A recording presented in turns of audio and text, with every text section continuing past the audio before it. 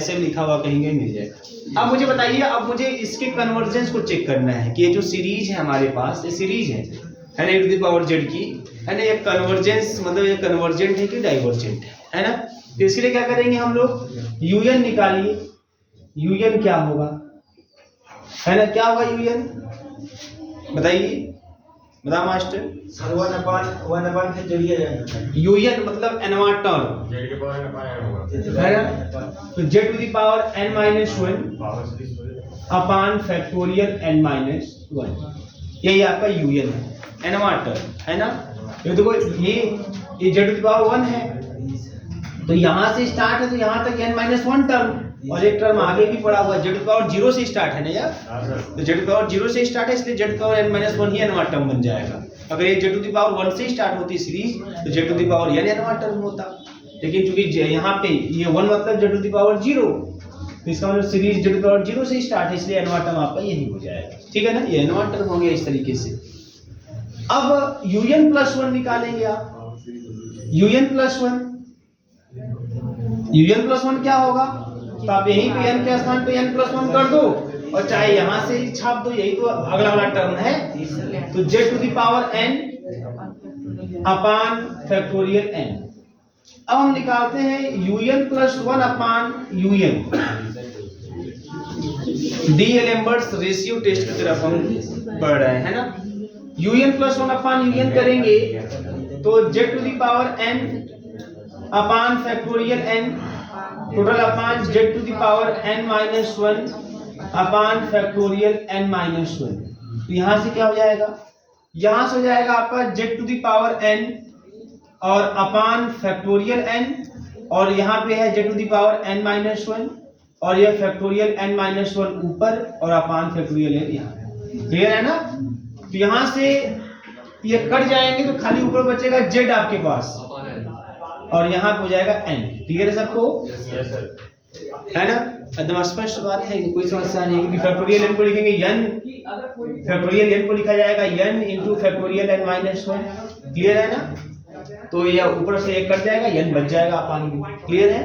तो इस तरीके से मिल गया। अब बताओ हम लोग क्या करते हैं, हम लोग लिखते हैं limit n tends to infinity un plus 1 upon un, जब करेंगे तो क्या हो जाएगा, यहाँ पे limit n tends to infinity z upon n, बताओ क्या हो जाएगा, ये 10 टू 0 हो जाएगा, क्लियर है ना। यहाँ पे 10 to 0 as n tends to infinity. तो डीएलेम्बर्ट्स रेशियो टेस्ट में ही है कि अगर आपका limit n tends to infinity करने पर un प्लस 1 अपान un की वैल्यू अगर 10 टू 0 हो जाती है तो ऐसा सीरीज कन्वर्जेंट होता है ना। तो hence by D'Alembert's ratio test, D'Alembert's ratio test, अगर मैं डीएलेम्बर्ट्स रेशियो टेस्ट की बात करूं तो क्या हो जाएगा, यहाँ पे the exponential z is convergent. ये आपको याद होना चाहिए। आपको देखो एक खासियत और है, जो एक्सपोनेंशियल फंक्शन है ना, जैसे अभी मैं यही की बात करता हूँ, एक्सपोनेंशियल फंक्शन जो है वो z की किसी वैल्यू पे वैनिश नहीं करता, बात समझ में आ रही है, मतलब हाँ, जैसे हाँ exp z r e to the power z never vanishes, ये कभी भी वैनिश नहीं करता, मतलब कभी भी समाप्त नहीं होता, जीरो नहीं होता, never vanishes at any value of z की कोई वैल्यू आप रख दीजिए, कभी भी वैनिश नहीं करता है। एक्सपोनेंशियल फंक्शन आप z की कोई भी वैल्यू रख दीजिए, यह वैनिश नहीं करता है। यही नहीं, इसका जो डेरिवेटिव निकालेंगे वो भी, क्योंकि डेरिवेटिव इसका यही आएगा, इसका डेरिवेटिव भी आपका यही आएगा z का, तो इसका डेरिवेटिव भी वैनिश नहीं करता है। कहीं कहीं पर अगर कहीं ऐसा ऑप्शन दिख जाए कि कोई फंक्शन हमारा जो है वो एनालिटिक है ना, इन डोमेन D, तो वहां पे एक खासियत और होती है कि f dash z0 is not equal to 0। अगर वो z0 पे एनालिटिक है तो उसका डेरिवेटिव भी z0 पे क्या होगा, नॉट इक्वल टू 0, क्योंकि अगर डेरिवेटिव 0 के उस पॉइंट पे इसका फंक्शन कांस्टेंट हो जाएगा, बात समझ आ रही है ना। तो ये भी याद रखेंगे आप, एनालिटिक के साथ साथ ये कंडीशन होता है, ये कंडीशन भी एनालिटिक अगर कोई फंक्शन है तो होल्ड करता है, यानी ऐसा मैंने एक ऑप्शन देखा था, उसमें इंक्लूड कर दिया था कि फंक्शन एनालिटिक है तो ये dash z 0 is not equal to 0 या इक्वल टू 0 ऐसा जब दे दिया था तो नॉट इक्वल टू 0 वाला केस होता है। ठीक है, तो यहाँ वही हाल देखिए, एक्सपोनेंशियल या जेड की किसी वैल्यू वैल्यूज नहीं करेगा, मतलब 0 नहीं होगा। कुछ भी जेड का वैल्यू रख दो भाई, बहुत करोगे जेड को 0 भी रख दोगे तो यही सब 0 हो गया ना, 1 तो बच ही जाएगा ना। तो ये इस कांस्टेंट टर्म की वजह से जेड की वैल्यू कुछ भी रख दीजिए, कभी भी यह 0 नहीं होगा e to the power z. वही लाइन लिखा गया है कि never vanishes at any value of z. और भी थोड़ा जान लीजिए, तो मतलब ये हो गया कन्वर्जेंस की बात होगी। और भी थोड़ा समझिए यहाँ पे कि हमारा जो fz है यह है आपका e to the power z. e to the power z को अगर लिखना होगा तो हम e to the power x plus i y लिख देंगे, है ना, e to the power x plus i y. इसमें e to the power x e to the power i y लिख देंगे, इसको e to the power x और cos y plus i sine y लिख देंगे, बोलिएगा i साइन y लिख देंगे। और इसको लिख सकते हैं e to the power x cos y और plus i e to the power x sin y। और हम जानते हैं कि कोई fz मतलब complex variable function, e to the power z मतलब कॉम्प्लेक्स वेरिएबल फंक्शन, इसको हमने लिख दिया u plus i v group में लिख दिया। हर एक complex variable function u plus i v group में लिखा जा सकता है आसानी से, लिख दिया मैंने भी u plus i v group में, where u is the function of xy and v is also the function of xy। तो here u is equal to what, u equal to क्या मिल जाएगा, e to the power x cos y, compare कर दो यहीं से, है ना। और v इक्वल टू क्या मिल जाएगा, e to the power x sin y।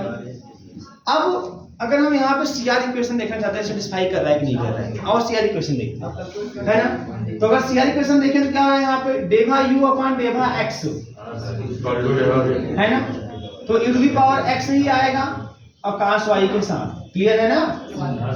और डेवा u अपॉन डेवा y, तो cos y का माइनस का sin y होता है, minus e to the power x sin y। डेवा v अपॉन डेवा x e to the power x sin y and डेवा v अपॉन डेवा y e to the power x cos y, clear है।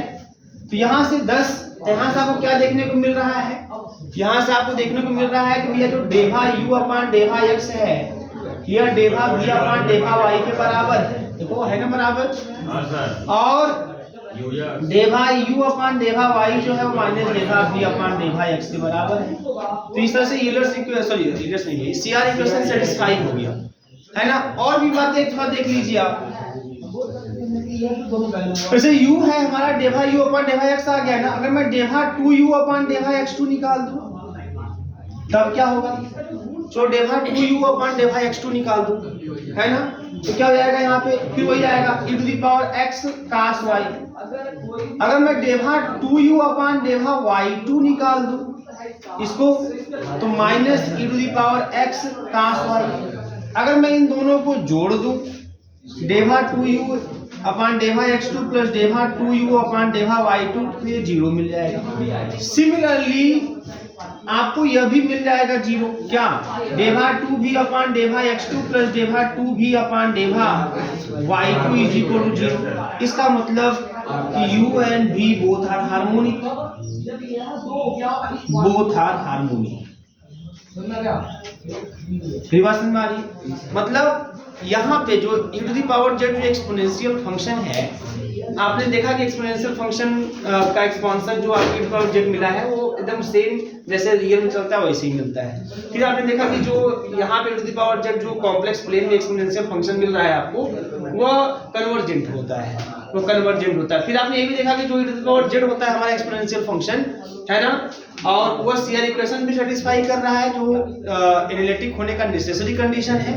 साथ ही साथ उसका जो UV है वो UV दोनों क्या है, हार्मोनिक भी है ना। ये सब के सब क्या प्रदर्शित कर रहे हैं, सब के सब यह प्रदर्शित करते हैं कि ये पूरी जो बातें मैंने भी ऊपर यहाँ पे इस वाले पैराग्राफ में कही हुई है, इसमें यह कंफर्म होता है कि fz इज इक्वल टू जो exponential e to the power, sorry exponential z या e to the power z है, इज एनालिटिक, इज एनालिटिक, यह एनालिटिक है। कहाँ पे एनालिटिक है, in complex plane, complex plane में ये क्या है, एनालिटिक है। तो ये सब बातें आपको है ना एक्सपोनेंशियल फंक्शन के बारे में यहाँ पे पता होनी चाहिए, नोट कर लीजिए सब कुछ।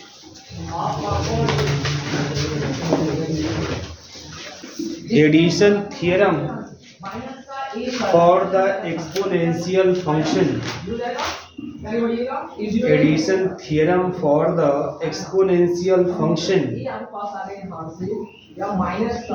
Addition theorem for the exponential function. अब एडिशन थ्योरम क्या है भैया एक्सपोनेंशियल फंक्शन के लिए? Addition theorem for the exponential function, ये आपका देखिए यही है एडिशन थ्योरम कि exponential z1 plus z2 is equal to आपको दिखाई देगा एक्सपोनेंशियल z1 और plus exponential z2 for every z1 कमा z1 और z2 के हर वैल्यू के लिए, है ना, आपको ये रिजल्ट दिखाई देगा एक्सपोनेंशियल z1 प्लस z2 बराबर एक्सपोनेंशियल z1 और प्लस एक्सपोनेंशियल z2। इसी को हम लोग यहाँ पे जानते हैं exponential theorem, sorry addition theorem for exponential function के नाम से। बात समझ आ रही है? अब देखिए इसको आप प्रूव भी कर सकते हो, इसको आप प्रूव भी कर सकते हो। सॉरी यहाँ पे प्लस नहीं रहेगा, यहाँ इनटू रहेगा। बात समझ आ रही? यहाँ पे इनटू रहेगा। ये आपका एडिशन थ्योरम, आप एक्सपोनेंशियल फंक्शन। अब देखो इसको कैसे हम इसको चाहो तो प्रूव भी कर सकते हो। कैसे प्रूव करोगे यहाँ पे? क्योंकि देखो एक्सपोनेंशियल z1 कितना होगा? एक्सपोनेंशियल z1 1 प्लस z1 अपान फैक्टोरियल 1 प्लस z1 का स्क्वायर अपान फैक्टोरियल 2 प्लस का z1 का क्यूब अपान फैक्टोरियल 3 प्लस का ऐसे डॉट कंटिन्यू हो जाएगा और z1 to the power n upon factorial n plus dot dot dot. Exponential आप z2 कितना होगा? दिया जाएगा आपका 1 प्लस जहां z1 वहां z2 upon factorial 1 plus z2 का square upon factorial 2 plus z2 का cube upon factorial 3 plus dot dot और z2 to the power n upon factorial n plus dot dot. अब इसको आप मल्टीप्लाई कर दो, आपको मिल जाएंगे रिजल्ट। ठीक है, आइए इसको मल्टीप्लाई कर देते हैं। मल्टीप्लाई करते हैं exponential z1 into exponential z2, इसको मल्टीप्लाई कर देते हैं, है ना। अगर इसको मल्टीप्लाई करें तो कैसे? पहले लिख दीजिए पूरा 1 प्लस z1 अपान फैक्टोरियल 1 प्लस z1 का square upon factorial 2 plus z1 का cube upon factorial 3 plus dot dot z1 to the power n upon factorial n plus dot dot और into 1 plus z2 upon factorial 1 plus z2 का square upon factorial 2 और plus का z2 का cube upon factorial 3 और plus dot dot dot और plus z2 to the power n upon factorial n plus dot dot dot. चलो multiply करते हैं, है ना। देखो 1 का 1 में मल्टीप्लिकेशन करेंगे तो आपको मिलेगा 1 प्लस z1 का आप करिए मल्टीप्लिकेशन z2 में, है ना, गुणा करना है आपको, तो क्या मिल जाएगा बताइए? तो मिल जाएगा आपको यहाँ पे तो z1 z2 मिल जाएगा, बोलिए भैया। अब मिल जाएगा z1 z2 अपान फैक्टोरियल 1, ये मिल जाएगा, है ना। तो कैसे गुणा करना है, क्या चीज ध्यान देनी है आपको। z1 का करेंगे इसमें वाले में z1 z2 और z1 का स्क्वायर अपान फैक्टोरियल 2 और z2 का स्क्वायर अपान फैक्टोरियल 2, मतलब पावर जिसका 2 हो जाए उनको एक साथ ले लीजिएगा, है ना। देखो इसका भी डिग्री 2 इसकी डिग्री कितनी जाएगी? 1 और 1 2 हो जाएगा। ठीक है, ऐसे करना है। ऐसे अब क्यूब कहाँ मिलेगा आपको, है ना। तो देखो पहला टर्म z1 का जब इसका गुणा करेंगे इसमें 1 में तो एक पूरा मिलेगा ना, आपको मिलेगा z1 का क्यूब अपान फैक्टोरियल 3, ये पूरा मिलेगा।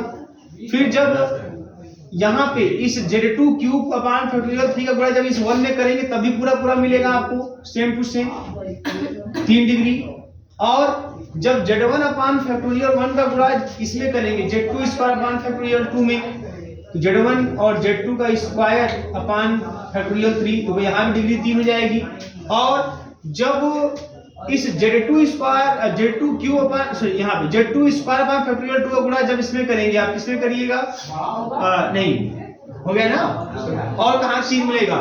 भाई 1 का गुणा किए इसमें इस वाले में तब 3 मिल गया आपको, Z1 का करेंगे इस वाले में तब आपको मिल गया, और यहां से भी जब इस Z1 स्क्वायर अपॉन Z1 को जिस इसमें करेंगे तब भी 3 मिल जाएगा। Z1 का square into Z2 upon factorial 2। बोलो एक चीज वो गड़बड़ हुआ है, जब इसका गुणा इस वाले में करेंगे तो फैक्टोरियल 2 होगा, उसी प्रकार से जब इस Z2 स्क्वायर वाले गुणा Z1 वाले में करेंगे तो यहाँ ये फैक्टोरियल 2 होगा। क्लियर है? ये हो जाएगा इस तरीके से।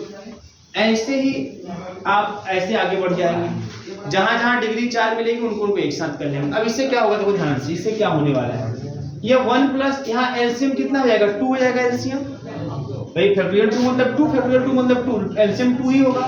2 मतलब कि फैक्टोरियल 2 एलसीएम हो गया, 2 एलसीएम मतलब फैक्टोरियल 2 एलसीएम हो गया।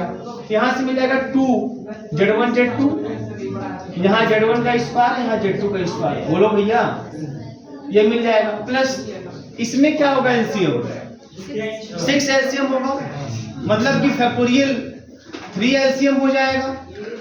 तो यहाँ से पूरा पूरा मिलेगा, Z1 का क्यूब पूरा पूरा मिलेगा, Z2 का क्यूब पूरा पूरा मिलेगा, और ये फैक्टोरियल 2 है, फैक्टोरियल 3 है, मतलब ये 3 गुणे 2 है, खाली 2 है, तो 2 से 2 कट जाएगा, 3 बचेगा, 3 से गुणा जाएगा, 3 है ना Z1 Z2 का स्क्वायर, और यहाँ भी देखो 3 Z1 स्क्वायर Z2 का मतलब यह हो जाएगा 3 Z1 Z2।